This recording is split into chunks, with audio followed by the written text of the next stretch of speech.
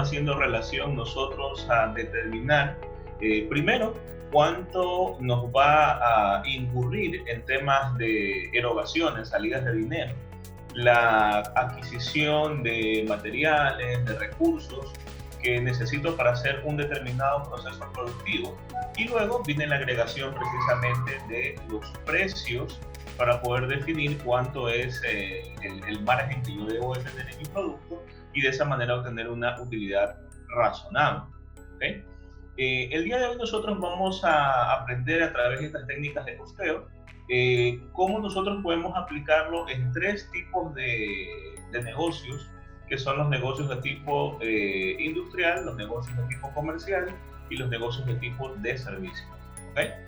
Aquí se ha aplicado una figura de ideas de negocio en gestación, porque básicamente lo que se pretende es unir con lo que estuvimos hablando nosotros la semana pasada, cuando hablábamos con respecto a la metodología de Canvas, y teníamos nosotros dos recuadros que quedaron pendientes en detallar más información, que era la generación de ingresos y por otro lado la determinación de los costos. ¿Okay?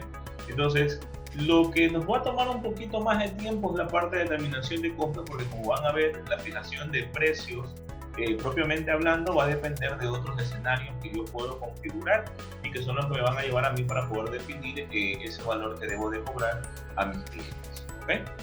Entonces, lo primero que nosotros debemos tener aquí claro es cuando nosotros hablamos del modelo de negocio. ¿Sí? El modelo de negocios básicamente se refiere a la idea de cómo nosotros vamos a iniciar la propuesta empresarial que vamos a ejecutar, o que teniendo ya en marcha nosotros reflexionamos sobre cómo están dados las inversiones que hacemos en cada una de las cuentas que financian al negocio. Entonces, en principio, cuando yo tengo esa idea, tengo ese negocio en marcha, yo tengo tres bloques o elementos de cuentas que me representan a mí la forma de financiamiento. En este caso, los proveedores, los accionistas y los bancos. Los proveedores básicamente son otros negocios u otras personas naturales que se dedican a la colocación de productos intermedios para nuestro proceso productivo. Puede que sean productos terminados inclusive para el consumo final, pero en términos de relación de mi modelo de negocios, a esos productos se los cataloga como intermedios, por ejemplo, y es algo que vamos a desarrollar nosotros más adelante. Supongamos que nuestra propuesta sea la elaboración de hot dogs. Entonces, uno de los insumos que nosotros utilizamos para la elaboración de hot dogs es precisamente el pan. Pero el pan como tal, para el consumidor final, puede ser también un producto terminado si es que simplemente van a hacer uso y consumo de ese bien. Pero para otros negocios, los hot dogs, los sándwiches, sigue siendo un producto en proceso, puesto que ellos se le van a agregar algo de valor y de esa manera va a llegar al producto terminado. Entonces los proveedores pueden ser este tipo de negocios que nos proveerían, por ejemplo, para este ejemplo, el pan. Los accionistas evidentemente son los dueños de la idea de negocio. Somos nosotros, puede ser nosotros más un familiar, nosotros más un amigo, y somos básicamente quienes colocamos parte del capital semilla para que el negocio pueda existir. Y luego tenemos los bancos, que eso va a depender también a veces un poco de la envergadura del proyecto que vamos a desarrollar, porque en algunos de los casos el modelo simplemente se reduce a proveedores y accionistas, porque en principio yo no necesito una inversión tan fuerte para desarrollar mi propuesta de negocio. Pero si la necesitara, entonces se agrega el rubro de bancos. De estos tres fuentes, como indicamos, se recoge el capital, el elemento semilla que constituye el negocio, y esto a su vez se va a materializar en recursos en efectivo.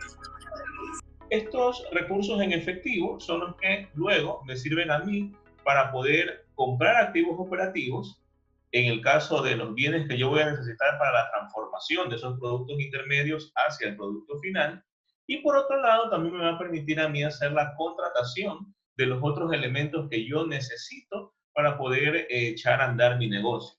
Pueden ser en este caso más recursos humanos, puede ser en este caso materiales, accesorios para poder desarrollar la actividad productiva, entre otros. Y esas salidas de dinero pues nos van a representar costos. Esos costos evidentemente se van a matizar en los pagos que yo hago por ejemplo, la mano de obra, como también podría ser matizado por el reconocimiento del uso de los activos.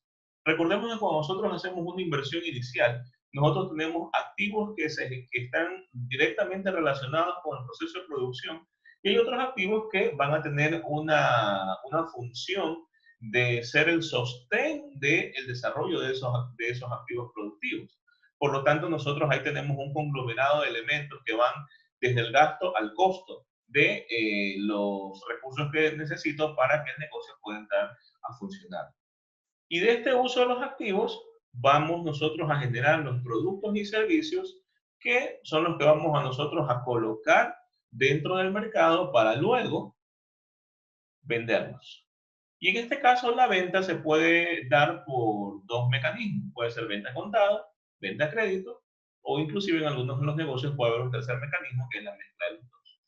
Entonces, dependiendo de eso, yo puedo tener todo mi dinero de vuelta una vez que yo vendo un producto, como también podría ser que yo solo recibo una parte y la otra parte está colocada en el crédito. Pero de que algún día recibo ese dinero, lo recibo y entonces eso se convierte nuevamente en efectivo. Ahora, ¿qué yo hago con ese efectivo? Pues con ese efectivo yo pago a mis financistas originales.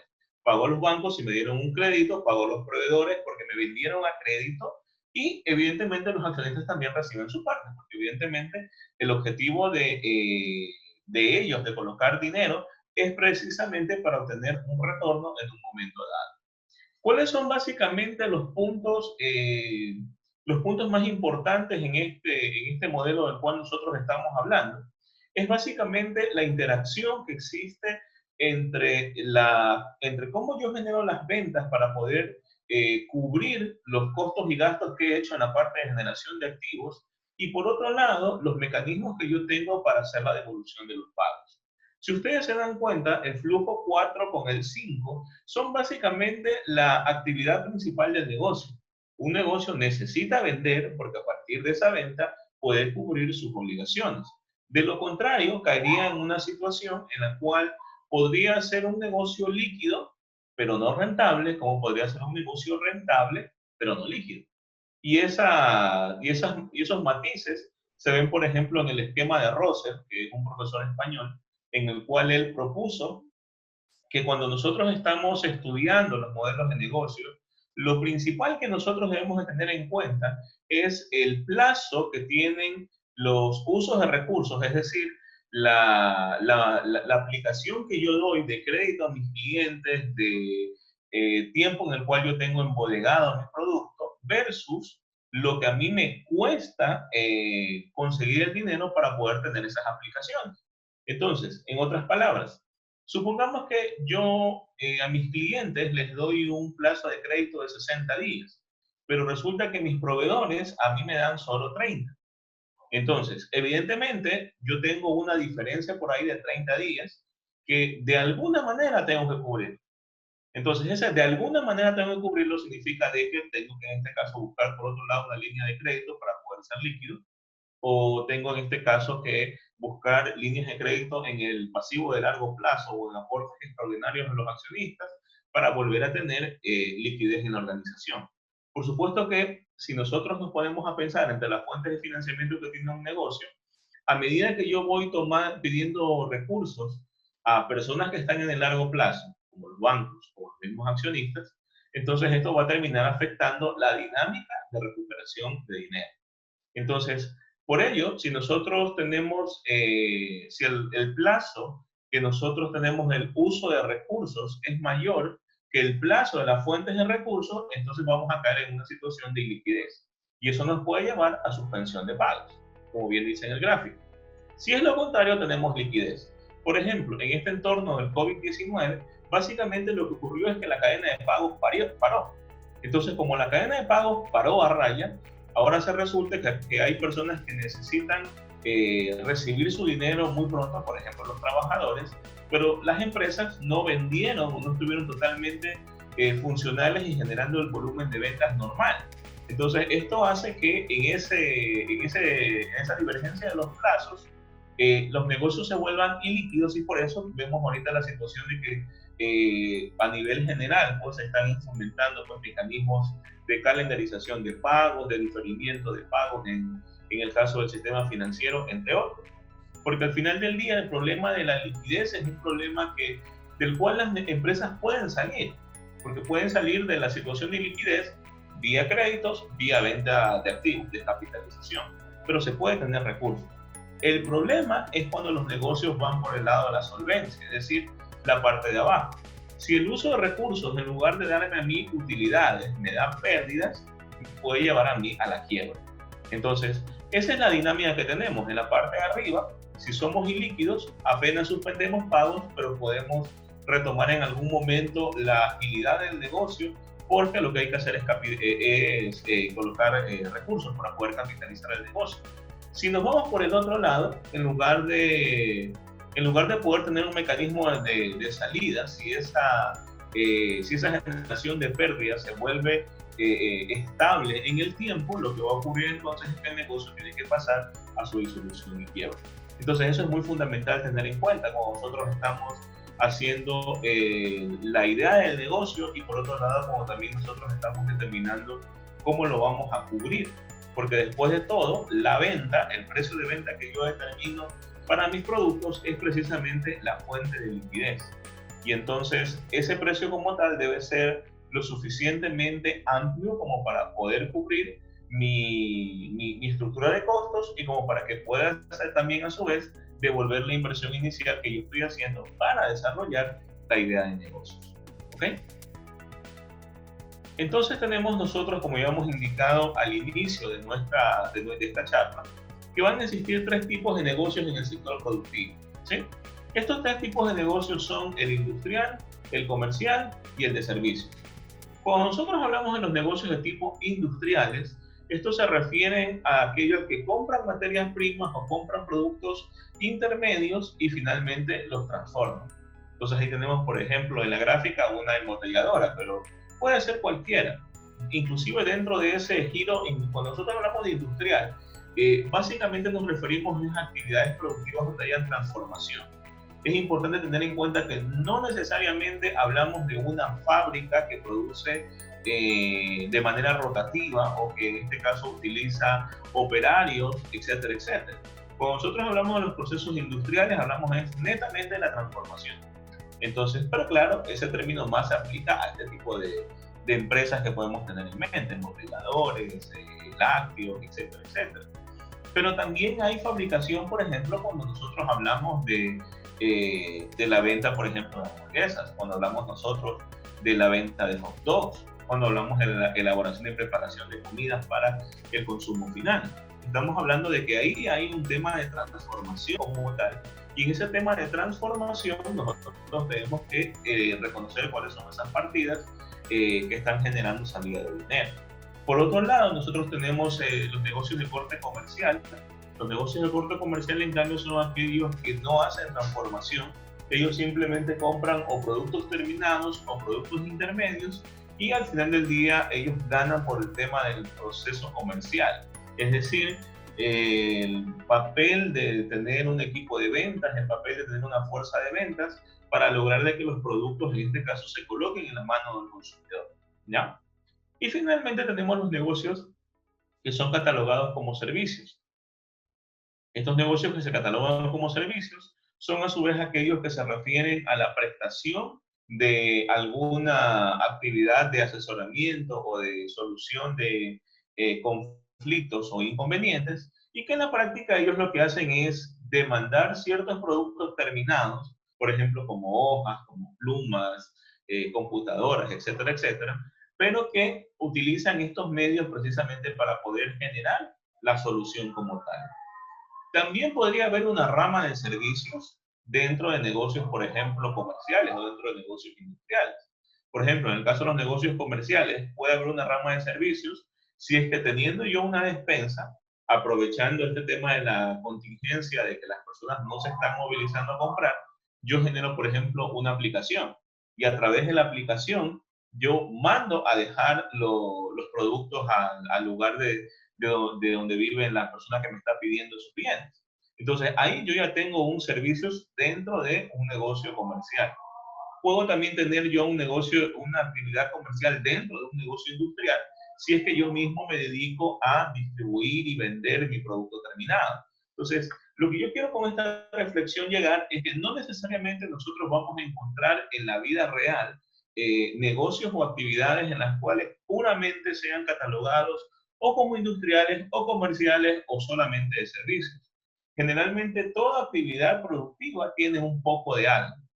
La cuestión es, ¿cómo nosotros asignamos los costos? Pues la asignación de costos va a depender de en la parte del proceso que nosotros nos encontremos. Por ejemplo, si yo soy el dueño de mis cadenas de distribución o de los puntos de venta, el costo evidentemente con el que inicia mi distribuidor comercial es cuando yo coloco el producto en la bodega de mi punto de venta. Entonces, ese es el costo de partida y ahí hay que agregarle todo lo que yo agregue, todo lo que yo pago para que ese punto de venta esté operativo. Y entonces ahí tenemos el siguiente elemento de recuperación del costo.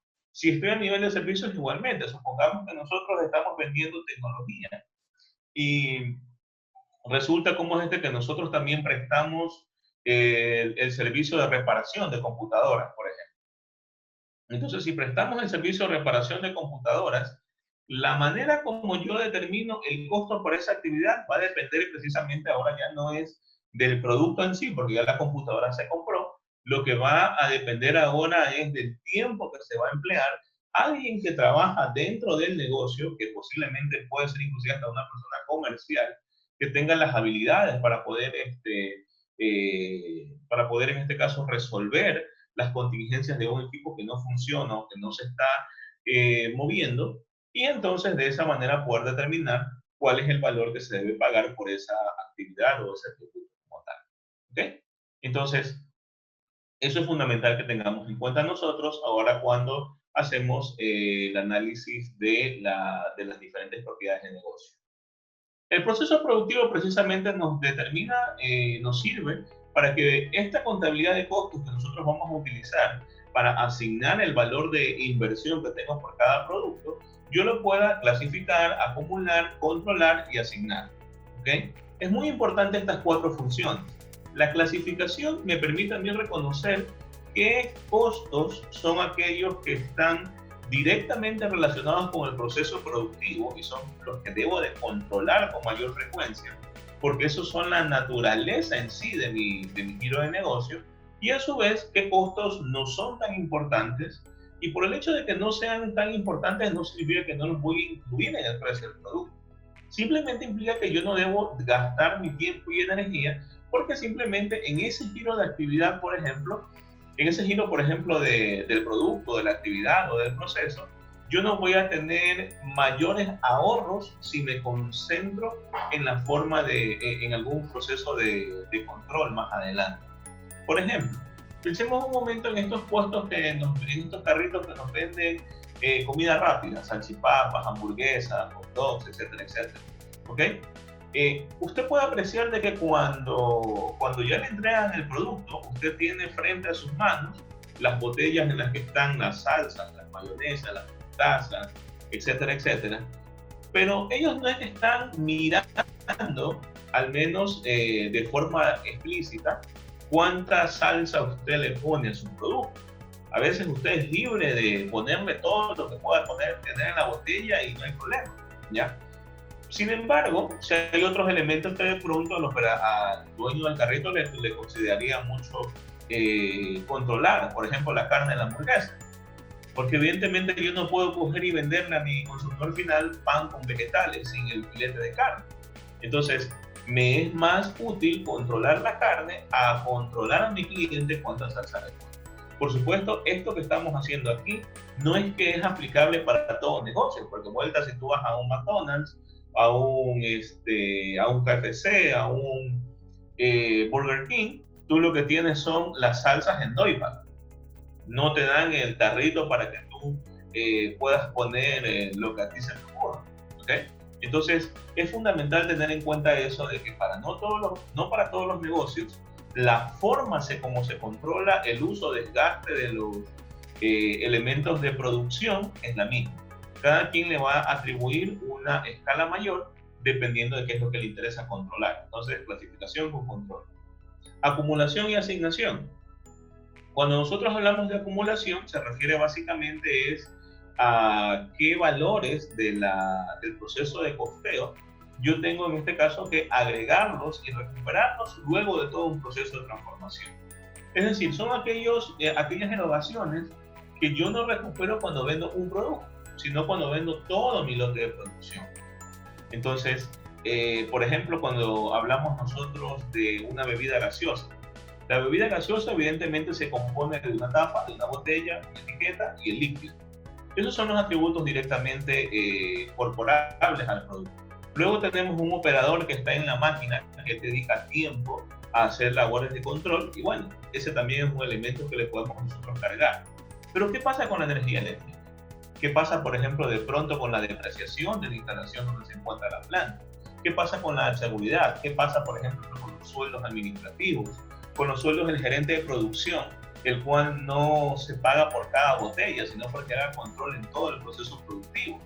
Entonces, en esos casos, nosotros lo que utilizamos es una regla de acumulación, o lo que también se llaman inductores, propiamente dicho en la contabilidad, y mediante esos inductores nosotros podemos hacer la generalización de cuánto costo de ese que se recupera en todo el proceso debo de yo cargarle al producto. Y eso es sano, porque como vamos a ver más adelante, esos costos que no están directamente relacionados con la actividad productiva son aquellos que se van a llamar costos fijos. Entonces, esos costos fijos son aquellos que no se van a mover si la producción en este caso se da o no se da. Y el mejor ejemplo, nuevamente, ahorita en este periodo de contingencia del COVID-19, las empresas, pese a que no han estado vendiendo, han tenido que pagar salarios. Entonces, el salario, por ejemplo, es un componente fijo. ¿Ya? No así, por ejemplo, si estas empresas tenían que procesar carne, pues bueno, no pudieron procesar carne, entonces no hay el elemento variable. ¿Okay? Entonces, eso como para poder tener en cuenta. Y la asignación, evidentemente, lo que hace es repartir la carga del costo que se ha incurrido para cada uno de los productos que se están generando o líneas de productos que se están, en este caso, generando. Entonces veremos nosotros que una vez que hacemos estas cuatro actividades, pues vamos nosotros a tener una asignación de dólares, ya sea por actividades, por procesos o por productos. ¿De qué depende que sean actividades, procesos o productos? Nuevamente van a depender de la naturaleza del producto, del bien o servicio que yo esté generando. Por ejemplo, en el caso de los servicios no se costean productos, costean actividades. Si yo voy a dar en este caso, por ejemplo, un servicio de spa, de masaje, entonces evidentemente el paquete de masaje va a estar compuesto de algunas cosas. Entonces, lo que yo incurro en cada una de esas cosas es el costo que yo voy a tener para cada fase de la actividad masaje y por lo tanto ellos van a tributar para determinar cuánto es que yo debo de cobrar. Si yo doy, por ejemplo, una asesoría por hacer un seguimiento de contabilidad, por ejemplo, para llevar registros contables, entonces yo lo que hago al final del día es categorizar cuáles son todas las acciones que yo debo de hacer. Si tengo que hacer declaraciones, pues yo voy a tener como actividades, entre otras cosas, recopilar documentos, tabular, el análisis y finalmente la declaración. Entonces, en las cuatro fases yo puedo definir, bueno, cuánto me demoro en tabular, cuánto me demoro en analizar, cuánto me demoro en la recopilación, cuánto me demoro en hacer la declaración. Entonces, la sumatoria de todos esos tiempos me va a definir a mí cuánto yo puedo cobrar por ese servicio de asesoría. ¿Ok? Igualmente, en el caso de los procesos generalmente es cuando hablamos de propiamente plantas de negocios ya establecidas. Entonces, por ejemplo, hablemos de una planta ensambladora de carros. Entonces tenemos la parte donde se monta el chasis, la parte donde se montan los muebles, la parte siderúrgica donde se unen las otras piezas movibles como puertas, vidrios, capó, etcétera, etcétera. Entonces, todos ellos van tomando elementos de diferentes áreas y eso configura el costo. Algo así como cuando nosotros vamos a una cena o un almuerzo buffet, en la cual usted tiene todas las opciones enfrente y usted lo que hace es tomar lo que le parezca. Asimismo funciona el costeo por proceso. El bien pasa por donde tiene que ir, donde le parece el proceso de producción y lo que hace es agregar los valores que corresponden a esas fases como tal. En el caso de los productos es tal vez un poquito más sencillo porque yo necesito recetas. Entonces, ¿qué es lo que vamos a ver más adelante? Por ejemplo, ¿cómo hago un hot dog? Bueno, el hot dog necesita esto, esto, esto, esto, esto. Entonces, yo tengo una receta matriz y sobre esa receta matriz, yo lo que hago es comenzar a evaluar cuánto me cuesta comprar los productos que son parte primero de la actividad variable y luego de los elementos adicionales para de esa forma darle un valor de costo a nivel de contabilidad. Y de esa forma, pues yo tener un mejor esquema de toma de decisiones, poder planear y controlar mi estructura. Entonces, a este nivel nosotros tenemos tres elementos de costo que son los importantes de controlar, a los cuales ya hemos hablado, hemos hecho referencia en esta conversación. La materia prima son todos los elementos para la transformación del producto intermedio al producto terminado. ¿Okay? A veces dentro de la materia prima también se incluyen elementos primos, ¿ya? Que no transforman al producto, pero que sirven para que este gane en representatividad o para que este se pueda gestar como producto terminado. Por ejemplo, si nosotros estamos hablando por ejemplo, de comida. Generalmente las comidas suelen venir en fundas, ¿verdad? O en cajitas de cartón. Entonces, esas cajitas de cartón y fundas, evidentemente, no transforman al producto en sí, pero son necesarios por temas de inocuidad alimentaria. Entonces, esos elementos, que son elementos primos en este caso, se deben agregar al costo individual porque son parte de su caracterización visual, ¿ok? Si por ejemplo estamos hablando de un negocio en el cual se preparan comidas, el uso del gas, el uso del consumo de energía eléctrica se convierte también en un elemento primario y debe ser considerado como tal porque evidentemente hace que el producto intermedio se transforme hacia el producto terminado, entre otros. Luego tenemos la mano de obra, la cual se refiere exclusivamente al recurso humano que trabaja en el proceso que agrega valor. Si estamos hablando de un negocio industrial, hablamos de todas las personas que están en la transformación, la persona que cocina. Esa es la mano de obra como tal para este proceso de producción. Si hablamos del negocio comercial, elementos que se consideran como tal es precisamente la persona que se dedica a vender el producto, ¿ya? Y finalmente, si hablamos, por ejemplo, de un negocio de servicios, estaríamos hablando del que presta, de la persona que hace la asesoría, la persona que da el mensaje, la persona que hace la asistencia de ventas, por ejemplo. ¿Okay? Todo lo demás, aquello que no está relacionado con el proceso de producción, se carga hacia los costos indirectos. Y en los costos indirectos, entonces vamos a encontrar todas aquellas erogaciones o salidas de efectivo que son parte del proceso de soporte de los procesos que agregan valor. Entonces, yo necesito una línea de producción industrial, pero para que esa línea de producción industrial esté funcionando, necesito un área de bodega que lo abastezca. Entonces, bodega no es proceso de valor, pero sí es un proceso de soporte. Las máquinas evidentemente van a necesitar mantenimiento. Mantenimiento no agrega valor, pero sin embargo es un proceso de soporte, etcétera, etcétera. ¿Okay? Y para nosotros poder reconocer y asignar costos, nosotros debemos tener en cuenta primero cómo se vincula la erogación del dinero con la actividad o proceso que analizamos. Si esa erogación tiende a aumentar o a disminuir cuando nosotros aumentamos o disminuimos la producción, significa de que el comportamiento es variable. Pero si ocurre lo contrario, es decir, de que cuando nosotros aumentamos o disminuimos ese valor, el producto final que se obtiene no se altera, entonces será un componente fijo. Entonces, esa es la primera manera como nosotros reconocemos y asignamos costos. La segunda también tiene que ver con la clasificación de las erogaciones. Y en esto nuevamente me remito a una idea que dijimos al principio de esta charla, y es que básicamente cuando nosotros vamos a determinar qué costos considerar, nosotros también tenemos que ver la representatividad. Si es representativo ese valor, bueno, lo agregamos al costo y hacemos todo un proceso interesante para poder reconocerlo. Pero ¿qué pasa si para yo poder reconocer exactamente cuánto coste tengo que poner al producto, tengo que incurrir en gastos adicionales? Entonces yo podría omitir ese proceso de convertirlo en variable y tratarlo solamente como fijo. Para poner un ejemplo, supongamos que nosotros estamos en lo que estamos mencionando, estamos preparando comida rápida, ¿ya? Y nosotros queremos saber cuánta luz del foco que está en el área donde nosotros queremos vender comida rápida le podemos asignar a las hamburguesas, al hot dog. ¿Qué me tocaría hacer? Me tocaría, para poder tener un ejercicio exacto, comprarme una lámpara estroboscópica o un lápiz medidor de lúmenes, ponerlo debajo del foco y comenzar a mirar, ¿ya? Pero adquirir ese sistema y luego contratar a una persona que solamente se dedica a eso, no puede significar a mí un costo que me deja fuera del mercado. Entonces, en ese caso, por ejemplo, ya no me preocupo y lo que digo, bueno, lo que voy a hacer es asignarlo a través de un inductor. Yo defino el inductor y lo que hago es que eso de ahí se lo voy a cargar a cada unidad de producto. Y entonces de esa manera yo no me desgasto tratando de contener un costo variable que no puedo, o sea, tratando de analizar un costo fijo como variable que me va a ser más costoso controlar. ¿Ok? Bien.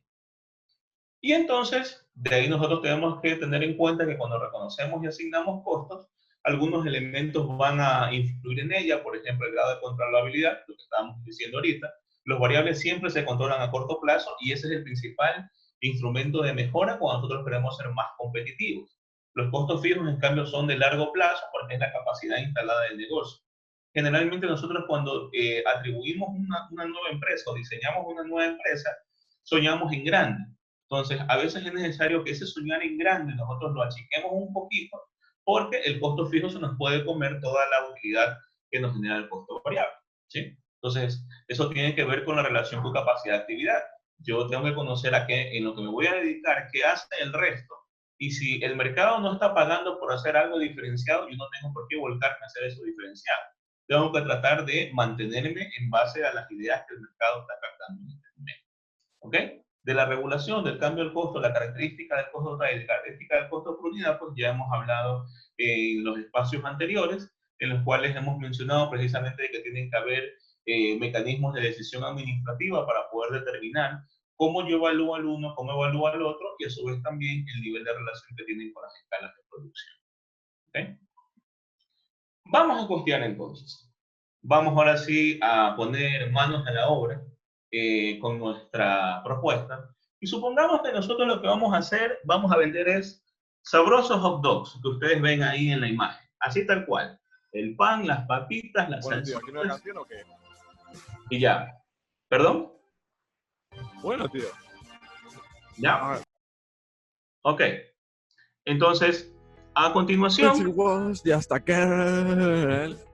She expected the world. To fly away from her reach. Por favor, eso. Gracias. And para paradise. Okay. Paradise. Vamos a tener Paradise. Every time she closed. ¿Listo? Ok, se bloqueó al señor. Ok, bien, podemos seguir entonces. A continuación, entonces nosotros vamos a encontrar de que para la elaboración del producto, por ejemplo, para hacer estos hot dogs, nosotros vamos a necesitar unas unidades de pan briollo, unidades de salchicha, unidades de tomate, una unidad de cebolla, 10 gramos de ketchup, 10 gramos de mostaza, 10 gramos de mayonesa, 2 láminas de queso cheddar, 20 gramos de papas fritas, 2 empaques. Estamos aquí hablando como que la producción va a ser solamente para esos 2 hot dogs, nada más. ¿Okay? Si bien es cierto es poco, pero hay que ser simplistas precisamente para efectos del ejercicio.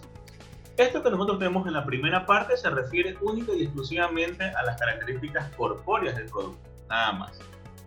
En el otro caso, nosotros tenemos los elementos necesarios de cocina para preparar el producto. O sea, yo puedo tener todos los recursos que están a la izquierda, pero si no tengo un sartén donde poner la salchicha o una cocina industrial donde procesarlo, o el procesador de legumbres para poder hacer el mixer entre el tomate y la cebolla, o el cuchillo para poder cortar en rodajas el tomate y la cebolla, de nada va a servir. Entonces, son necesarios nuevamente estos elementos de preparación del producto, pero los elementos de preparación del producto evidentemente no se reconocen visualmente cuando yo tengo el producto en mis manos. ¿Okay? Entonces, por eso es muy fundamental separar entre las dos cosas, para poder saber qué es lo que yo debo abastecerme, porque generalmente esto lo vas a hacer mis proveedores frecuentes, y del otro lado yo voy a tener los activos o los suministros que yo necesito para que el producto como tal pueda en este caso gestarse. ¿Ok? Entonces, a continuación nos corresponde a nosotros determinar cuántos son los costos.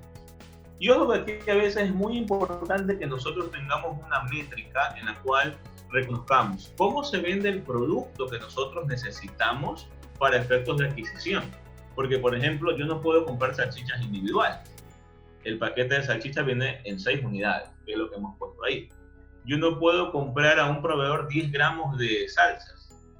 Yo tengo que comprar en este caso al menos un bote de 125, etcétera, etcétera. Igualmente en la presentación del queso cheddar, igualmente en la presentación de las papas fritas. ¿Ok? Entonces, y en el caso del tomate y la cebolla, pues ellos vienen por libra en casa. Y entonces me toca a mí poder definir las maneras como voy a asignar ese valor que hemos puesto ahí, 50, 30 centavos, 25 para los otros, con respecto a la capacidad total del producto que estamos teniendo. Del otro lado, pues tenemos también una cotización rápida de los implementos y los activos que necesitamos para el desarrollo de los productos. Y aquí vamos a ver nosotros una hoja de cálculo. Voy a salir un ratito aquí de la presentación para que podamos verla. Esta que está aquí. ¿Sí aprecian todos la hoja de Excel? Sí, sí, sí. ¿Sí? No. Todavía no, economía.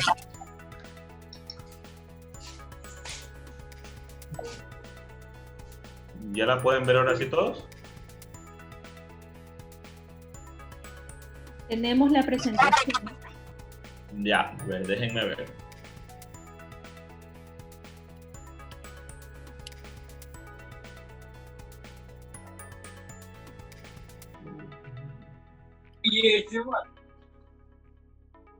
¿Ahí la están viendo? Sí, ahí sí se ve. Correcto. Perfecto. Muy bien, entonces ahí Sí, podemos. sí, sí.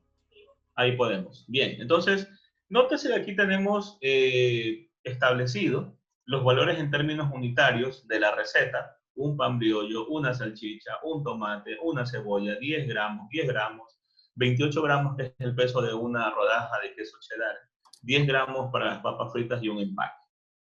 Y aquí nosotros lo que hemos hecho es una serie de cálculos. En el caso del pan brioche decía que costaba 15 centavos cada uno y es lo que hemos puesto. En el caso de la salchicha decía que costaba $1.50 y venían 6 unidades. Entonces hemos dividido 1.50 para 6 y eso nos da 25 centavos. En el caso de aquí nosotros hemos dividido la libra, el costo de la libra para la cantidad de unidades que nos vienen. En este caso, por una libra generalmente vienen más o menos 4 tomates y 4 cebollas medianos. ¿Ok? Entonces, eso nos implica que tenemos ahí un costo de 13 centavos por un tomate, 8 centavos para la cebolla. En el caso de las salsas, lo que hemos hecho es dividir el valor total del coste de una unidad, en el caso del ketchup, de 125 gramos, y eso lo hemos multiplicado a su vez por lo que nosotros necesitamos ponerle a una unidad de hot dog. Entonces, de esa manera se han representado todos estos elementos de aquí. Y en lo que respecta a materia prima, nosotros tenemos aquí una erogación que es de $1.79 que podemos ver aquí en la parte inferior. Pero así como también les indicaba, resulta que para poder preparar esa salchicha, yo necesito el gas. Entonces aquí también nosotros hemos determinado a partir de cuánto es el consumo estándar de gas. Básicamente en una hora promedio en una cocina se suele consumir 1.2 metros cúbicos por hora y el gas tiene una capacidad de 1.500 centímetros cúbicos, o 15 kilos, lo cual hace que en el gas venga una capacidad de 15 metros cúbicos para un costo del cilindro de gas de 3,50 y un tiempo de cocción de la salchicha de hasta 5 minutos. Resulta que el gas tiene un componente de 2 centavos. Si yo sumo todo lo anterior con los 2 centavos, resulta que en materia prima yo me gasto $1.81. ¿Ok? A continuación, nosotros tenemos el proceso de la mano de obra. ¿Cómo nosotros posteamos una mano de obra? En este caso, hemos asumido que hay una persona que gana el salario básico al menos, ¿ok? Y a continuación, nosotros lo que hemos hecho es determinar cuánto es el tiempo potencial de trabajo. ¿Cómo determinamos el tiempo potencial de trabajo? En función de lo que establece la legislación. La legislación dice de que las horas de trabajo son 8.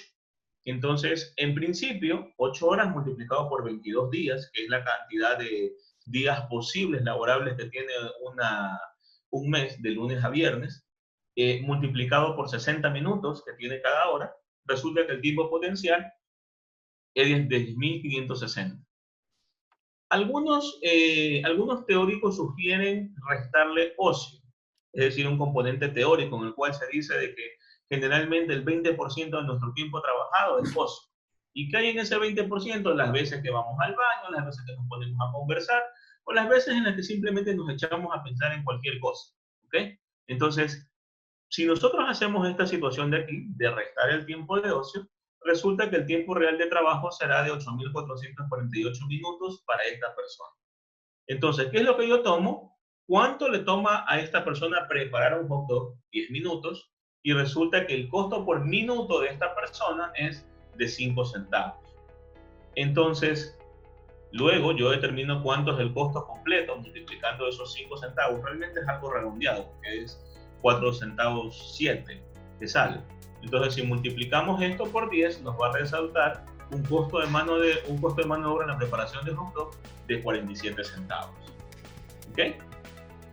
Y finalmente tendremos nosotros aquí los elementos que son del componente indirecto. Entonces, si ustedes se percatan, yo he puesto 2 columnitas más acá que dice anual depreciación, mensual depreciación. Generalmente los activos que son en este caso comprados para transformación o para desarrollo de un proceso comercial como vitrinas, entre otras cosas, no se suelen considerar con el costo completo, sino con el costo de la depreciación.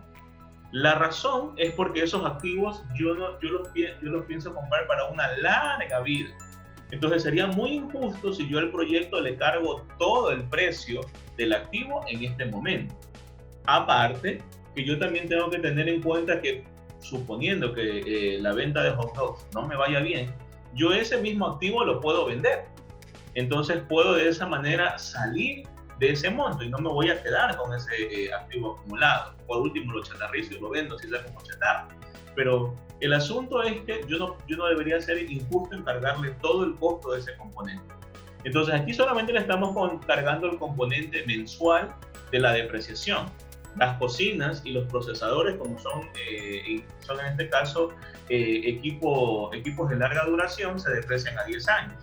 Entonces dividimos el valor del activo para 10 y luego dividimos ese valor para 12 para cargarle el valor mensual que le corresponde a esa depreciación. Si ustedes se percatan, a los otros yo no le he hecho esa conversión. Dirán, ¿por qué? La razón por la que no se lo ha hecho básicamente es por lo que hablamos de la representatividad de los costos.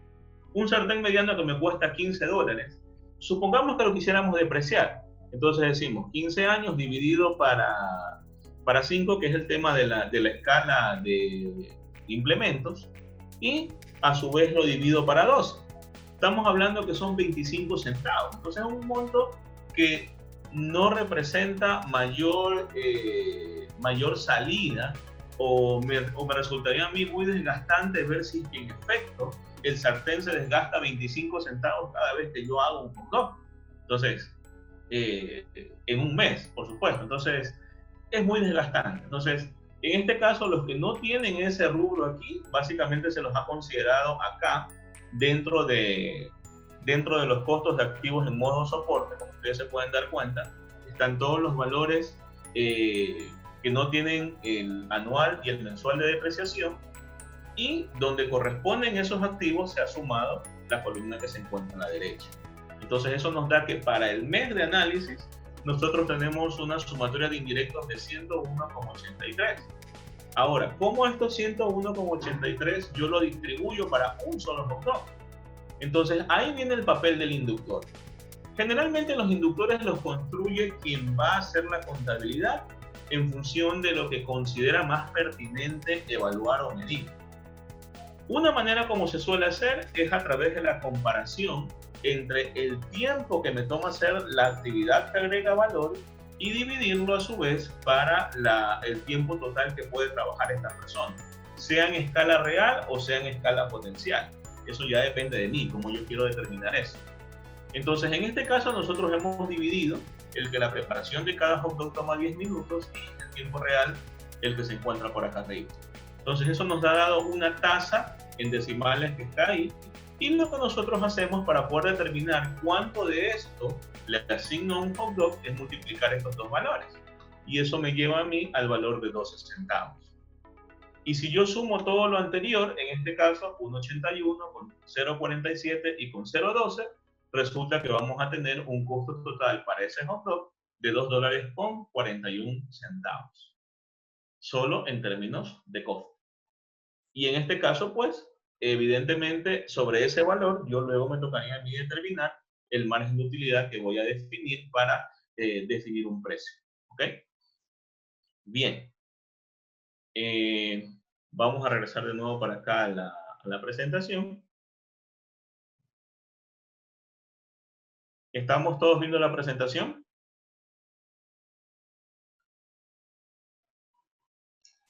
No, está en el Excel. Está en el Excel, ok.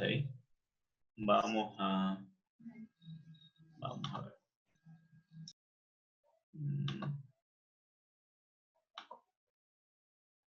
¿Ahí?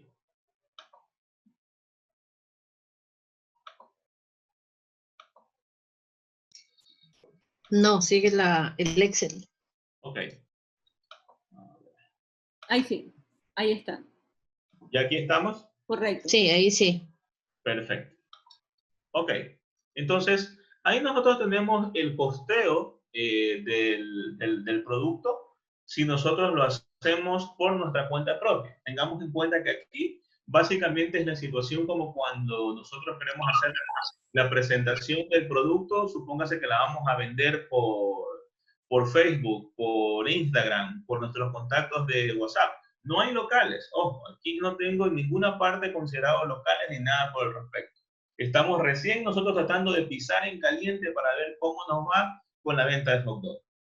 Supongamos que nos está yendo bien. Y entonces nuestra fama y reputación ha crecido de tal manera que ya nos exigen que tengamos un local, como suele ocurrir en algunos de los casos, cuando los negocios se han llevado bien, al menos en los niveles virtuales. Entonces, cuando esto de aquí ocurre, lo siguiente entonces es ver qué pasa si nosotros agregamos nuestro local. Lo estoy reproduciendo por si acaso en este nivel, fuera de la presentación, es porque vamos nuevamente a regresar al archivo de Excel en unos minutos.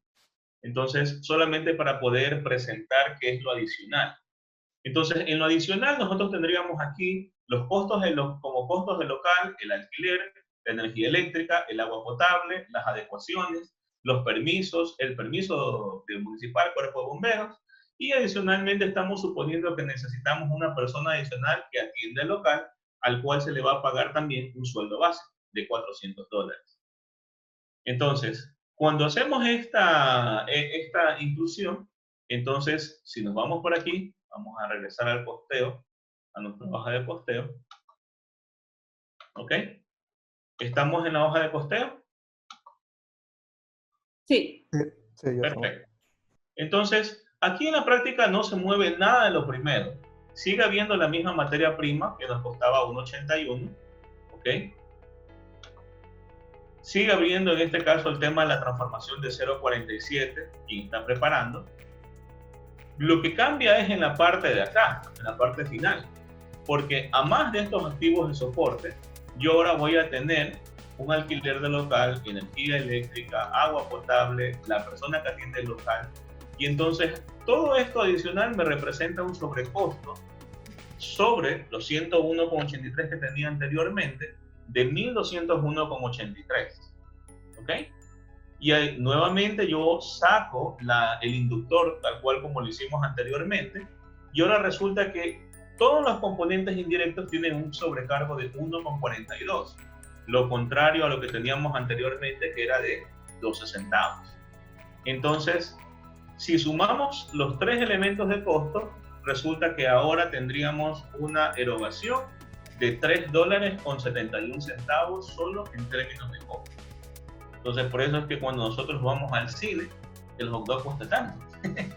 porque se le agregan todos los elementos adicionales de la producción normal, es decir, de la fabricación o conversión que yo hago en mi casa, por decirlo así, y cuando yo ya dejo de ser un productor únicamente, un industrial únicamente, ya me vuelvo comercial, los precios tienden a incrementarse. Porque evidentemente si me cuesta más, yo voy a tener que luego poner un precio más alto, ¿sí? Entonces, eso para tener en cuenta. Luego, ¿qué pasa entonces? Sigamos soñando un poquito. Regresamos a nuestra presentación. Y ya ahora no es solo nuestro local, sino que hemos ganado tal reputación que ahora nos dicen, oye, tus hot dogs son tan espectaculares que los necesito para que estén en mi próximo cumpleaños. Entonces ahora, aparte de poner nuestro local, que ya lo tenemos en marcha, ahora nos vamos por acá. Nos van a contratar para eventos. Entonces, aquí, evidentemente, yo los hot dogs no es que los llevo preparados, sino que los tengo que hacer allá. Y posiblemente me llevo a mi estación de hot dogs. Y una persona más que debo de contratar, que posiblemente puede ser el mismo valor de la persona que estaría en el local trabajando. Es decir, ese momento simplemente negocio para que el cumpleaños, por ejemplo, lo celebra al mediodía y como mi local lo abro en la tarde, entonces yo cojo y lo mando para allá a esta persona que vaya a trabajar. Entonces, ¿qué pasaría en este escenario? Bueno, nos regresamos nosotros acá a nuestra hoja de costeo. Y entonces la producción sigue siendo exactamente igual, ¿verdad? El valor que nosotros tenemos aquí en los indirectos sube porque aquí tiene el efecto de la estación. Nótese, aquí yo he puesto la estación y eliminé la cocina a gas, porque evidentemente ya ese rubro no lo tengo que reconocer. Mantengo el mismo inductor de antes, ¿ya? Y la sumatoria, perdón, esto aquí, y la sumatoria de todo eso me da 12 centavos, que es bastante similar a lo que teníamos acá, al inicio. Entonces, seguimos teniendo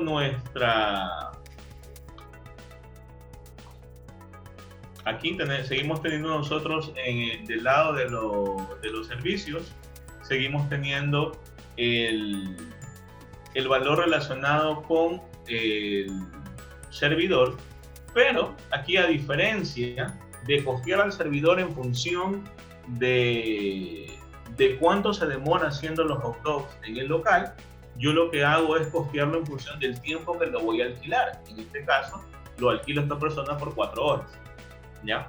Entonces, como el evento yo lo tengo que trasladar a minutos, dado que tengo el costo en minutos, resulta que el costo del servidor va a ser de $9 estando en esta fiesta de cumpleaños. Y aquí yo lo que hago es una separación, porque el costo total del hot dog, el hot dog solito, sin la persona, me cuesta en este caso 1.81 más 12 centavos, que es $1.93. ¿Ok? Entonces, generalmente cuando hacemos asistencia a eventos, lo que decimos es, bueno, ¿cuántos hot dogs quieres? 50, 100, etc. En este caso hemos partido de la base de que son 50 hot dogs que nos piden. Entonces, 50 hot dogs al costo de 1.93 nos da 96,70. Pero pues deja no vas a hablar. Allá. Más el tiempo de ocupación del servidor, que es de $9, resulta que todo el servicio va a costar $105,80. Y sobre esa base, nosotros definimos el precio que vamos a cobrar. Entonces, pueden ustedes darse cuenta que hemos hecho el costeo en función a los 3 tipos de actividades: solos, industria, local como comercial, y servicios como intangible.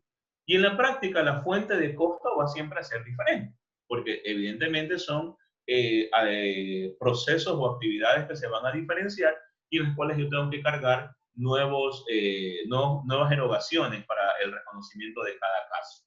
¿Ok?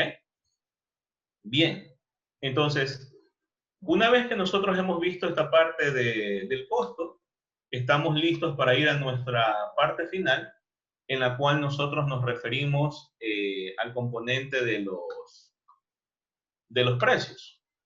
Entonces, para nosotros poder definir precios, nosotros tenemos que tener en cuenta, primero, cuál es el margen de contribución que queremos nosotros definir sobre los costos que hemos determinado. Y para eso, una buena similitud es sabiendo cuánto es el precio de nuestro competidor, entonces cuánto nosotros podemos obtener de ganancia unitaria si tomamos su precio. Entonces, supongamos que en este caso tuvimos un valor de hot dog de 2,71 si lo hacíamos solos. Entonces, ¿qué pasa si en el mercado se está vendiendo ese mismo hot dog a $3? Entonces digo, bueno, $3 menos 2,71 resulta que son 19 centavos. ¿Ok? Y esos 19 centavos, evidentemente, es un margen muy reducido. Entonces, si el margen que yo obtengo es muy reducido y yo estoy notando que en el mercado todos lo venden a $3, a menos que yo pueda ser capaz de transmitir un fundamento de real diferenciación para mantenerme como precio proponente, entonces yo me voy por encima y determino el precio que considero justo para mi producto. Pero si resulta que en el mercado no hay nada que haga poder hacer que el cliente pague menos, entonces me toca a mí ser precio aceptante. Y lo que me toca ahora es mejorar mis términos de marginación de utilidad. ¿Qué toca? Regresar a ver los costos y entonces ver qué puedo mejorar. Si de pronto estoy comprando, como en este ejercicio se ha hecho, es para salchichas que vienen en funda de 6 unidades. Bueno, ¿qué pasa si yo compro salchichas al muy por mayor y compro en este caso de 50, de 100 unidades? A lo mejor el precio baja. Entonces, eso evidentemente va a significar cambios en la estructura total de costos y en el margen de utilidad. ¿Cuál es la regla de fijación de precios que debemos de tener en cuenta? Es que siempre tenemos que hacer un cociente entre el costo unitario de producción, que es lo que hemos hecho el día de hoy, y eso lo debemos dividir para 1 menos el margen de utilidad. ¿De dónde sale el margen de utilidad? A partir de lo que dijimos anteriormente. O lo tomo en mi competencia, o lo defino yo, y en función de las características atribuibles que va a tener el producto. Bien. Llegó el espacio de las preguntas. Vamos a iniciar nuestra mesa de consultas al expositor, el mismo que ustedes pueden levantar la mano o utilizar también el mensaje de texto. Aprovechemos estos espacios para poder hacer consultas o a una asesoría especializada.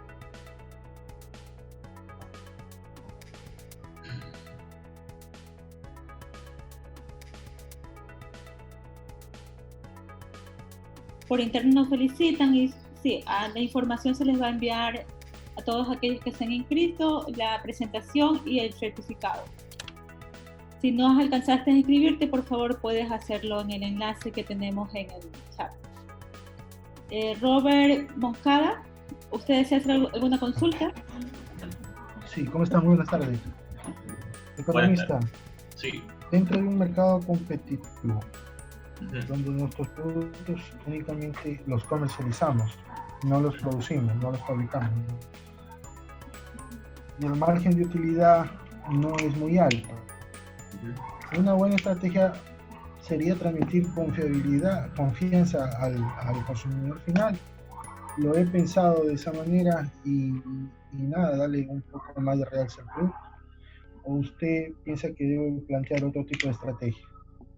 Bien, generalmente, gracias Robert por la pregunta, generalmente en los mercados de corte competitivo, los mercados de corte competitivo son sectores donde existe una elasticidad precio de la demanda que es lo suficientemente alta, ¿ya? De ahí en este caso que hace que los márgenes siempre sean reducidos cuando queremos nosotros negociar, y generalmente nos obligan a nosotros a tratar de buscar volúmenes frente a unidades. Entonces, la estrategia, a más de lo que se está haciendo, podría ser estimular al consumidor a que en este caso tome más unidades de producto y de esa manera poderle dar un precio diferenciado, ¿ya? Otra manera como nosotros podemos trabajar dentro de los mercados competitivos es tratar de crear en este caso necesidades frente a productos que tienen que maximizan el desenvolvimiento de lo que nosotros estamos ofreciendo. Entonces, de esa manera nosotros podemos también lograr de que por la compra en conjunto, el consumidor visualice que el producto como tal es necesario y evidentemente se comporte en el sentido de maximizar su volumen de compra.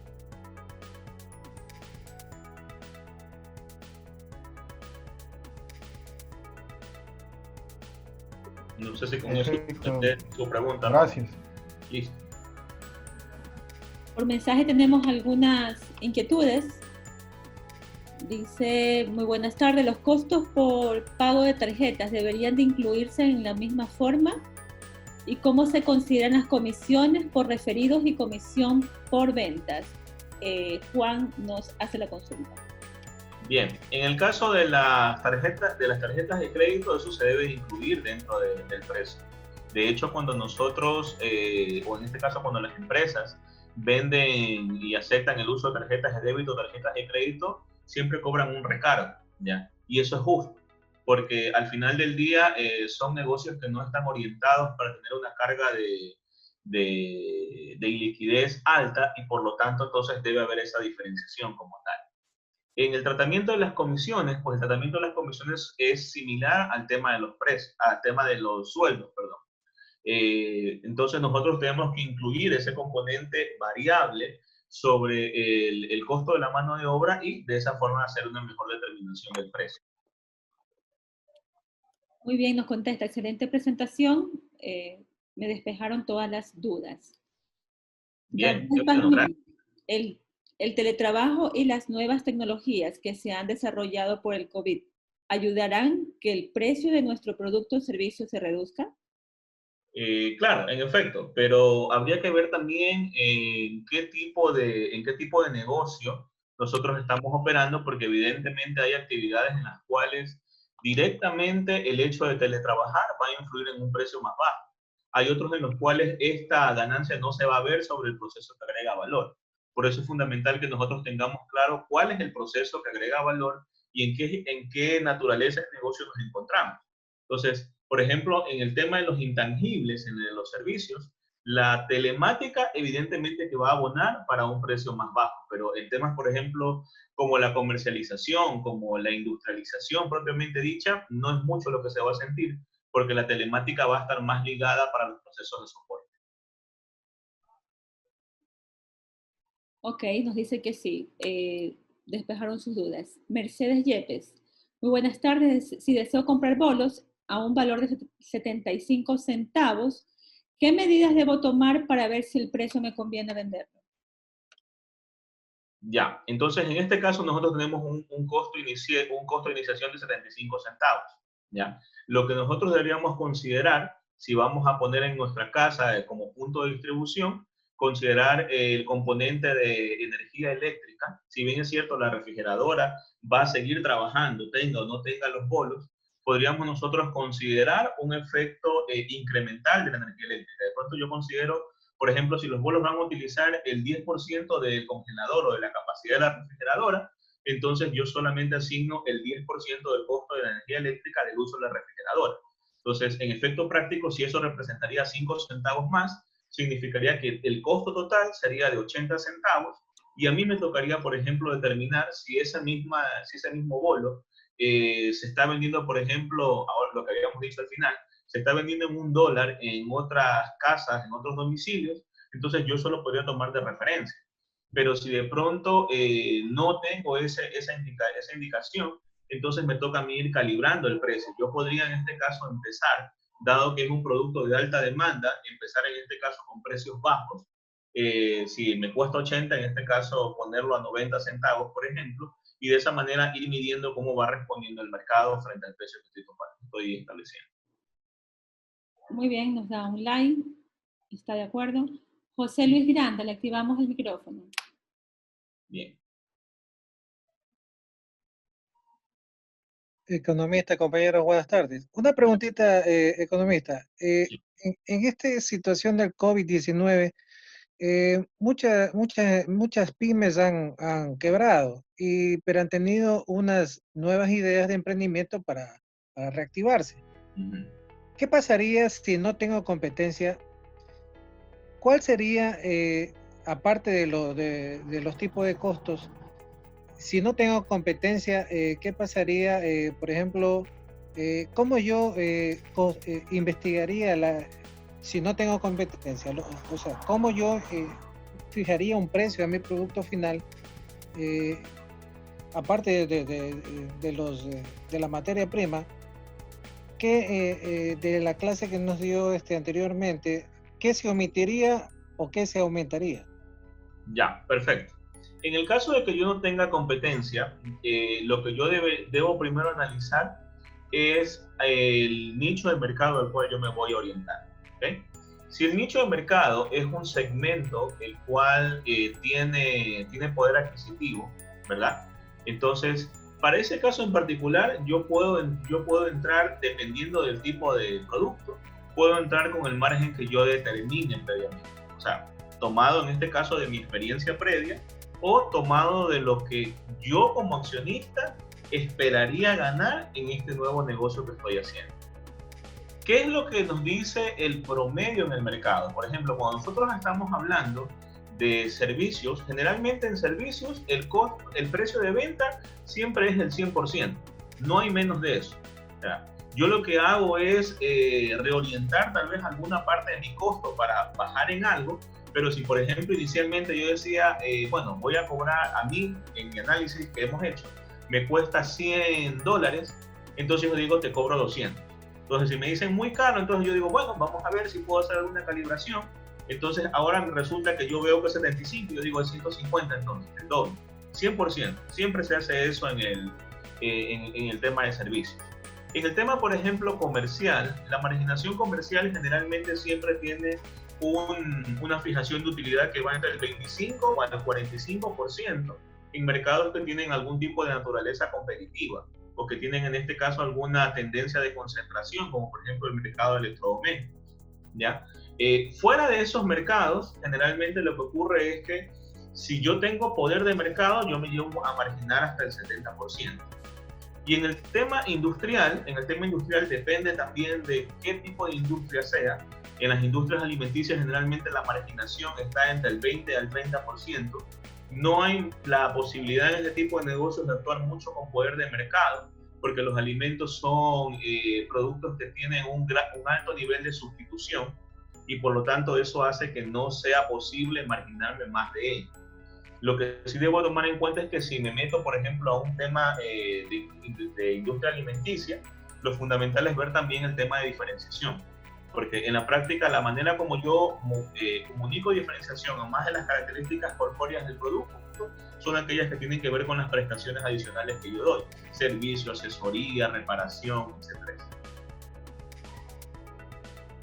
Muy bien, procedemos a las dos últimas consultas. Gracias, economista. Gracias a usted. Dice Daisy Pino, en una economía inestable, ¿cómo procedo con los costos indirectos? Que varía mes a mes. A ver, los costos indirectos pueden variar de mes a mes en términos totales, pero no varían en función de la producción como tal, ¿ok? Entonces se estabilizan de esa manera.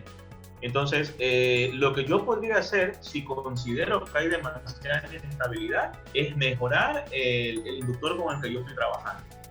Aquí se ha trabajado con el inductor de horas por proceso dividido para el tiempo potencial, ¿ya?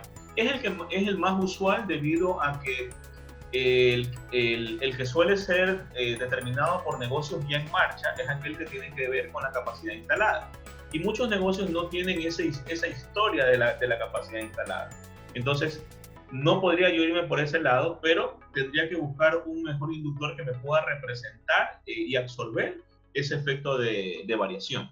Pero en principio los costos indirectos no cambian en función al volumen de producción. Lo que pueden cambiar es por el inductor. Entonces me tocaría ver es un inductor más eficaz. Muy bien, nos dan aplausos. Bien. Le activamos el micrófono al señor Freddy Ramos. Ok.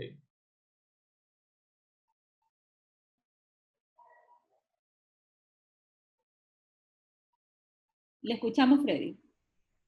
Buenas tardes con todos. Gracias, Gabriela. Juan Carlos, muchísimo gusto. He estado atento a tu exposición, me parece bastante interesante. Tengo solo una consulta muy breve, ¿no? sobre el tema del punto de equilibrio. Tal vez como llegué un poquito tarde, no sé si habrás intervenido algo sobre el tema de los puntos de equilibrio. Acuérdate que hay dos maneras de poderlo calcular, ¿no? El punto de equilibrio sobre el valor y el punto de equilibrio sobre las cantidades producidas. ¿Qué nos puedes hablar respecto al tema como para que todos tengamos un poquito de pronto de claridad aquello? Gracias, Juan Carlos, muy amable. Ya, listo, Freddy, bien. A ver, en el caso del punto de equilibrio, el punto de equilibrio es el umbral mínimo que yo debo de vender, ¿verdad? Esa es la definición conceptual. Cuando hablamos de punto de equilibrio nos referimos a aquel lote de producción en el cual yo ni pierdo ni gano. Cualquier cosa que haya antes significa pérdidas, porque resulta en este caso que los costos son mayores a los ingresos, y cualquier cosa que ocurra después significa que tengo ganancias, porque los ingresos son mayores a los costos. ¿Ok? Entonces, yo considero de que para poder nosotros tener un cumplimiento acelerado del punto de equilibrio va a depender mucho de la capacidad instalada. Porque la capacidad instalada básicamente es la que determina el elemento del costo fijo. Y si yo tengo una capacidad instalada muy fuerte o muy ociosa, lo que va a ocurrir es que la cantidad que yo tengo que cumplir para poder cubrir ese costo fijo va a ser mucho más alta. Porque en la práctica el objetivo del punto de equilibrio es más o menos el símil como si nosotros tuviésemos una olla y en la olla tuviésemos abierto una llave. ¿Okay? Si nosotros tenemos una olla muy grande, ¿verdad? Y un chorro constante de la llave, supongamos que tenemos una olla de 20 litros, mientras más grande sea la olla, más va a demorar en llenarse. Si yo tengo la olla más chiquita, entonces se va a llenar más pronto.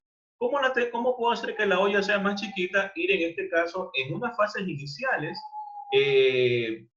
no asumiendo costos importantes. Por ejemplo, en el ejemplo que hicimos del hot dog, en lugar de yo irme a alquilar un local y ustedes vieron cómo se incrementaba el costo, me quedo primero operando en mi casa y opero simplemente a nivel de redes sociales y toda la cuestión. Si yo veo de que esto se está moviendo y se está estabilizando y evidentemente el mercado está respondiendo, yo puedo dar el salto a irme hacia un local propio o alquilado, como sea, y de esta manera yo voy incrementando un poco más la capacidad a la cual puedo servir. Pero considero yo de que el proceso adecuado para poder manejar la contribución de los procesos productivos debe ir siempre de la mano en función de la capacidad.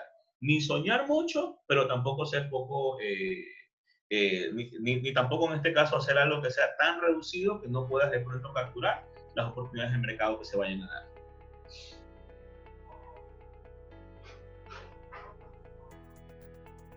Muy bien. ¿Contestada su pregunta, Freddy?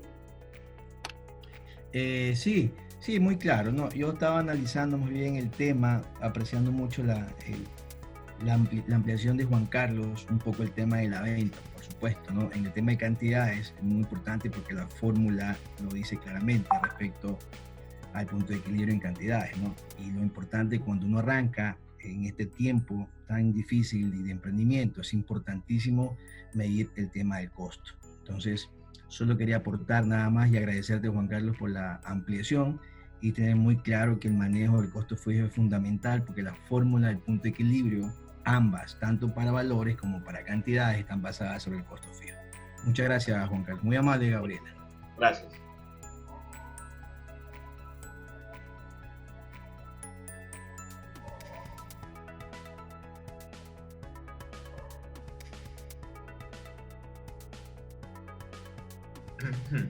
Por tema de tiempo, vamos a elegir una pregunta más. Ya por internamente vamos a hacerle las consultas directamente a Juan. Para los nuevos emprendimientos, nos hace la consulta Inés Cajamarca. ¿En base a qué se puede establecer márgenes de utilidad para nuevos productos? Ya, nuevamente aquí la cuestión es de conocer un poquito cuál es el giro del negocio en el cual nosotros estamos caminando. ¿Okay? La determinación de márgenes de utilidad básicamente pasa por tres conceptos. La primera es determinación de lo que la competencia hace. La segunda es, en este caso, determinación por poder de mercado. Y la tercera es la determinación por conocimiento y experiencia previa del dueño de la idea. ¿Okay? Entonces, cuando hablamos de nuevos emprendimientos, generalmente la tercera idea no hay de por medio. Cuando hablamos de productos nuevos, la segunda tampoco aparece porque no hay un poder de mercado que yo pueda emplear de forma eficaz.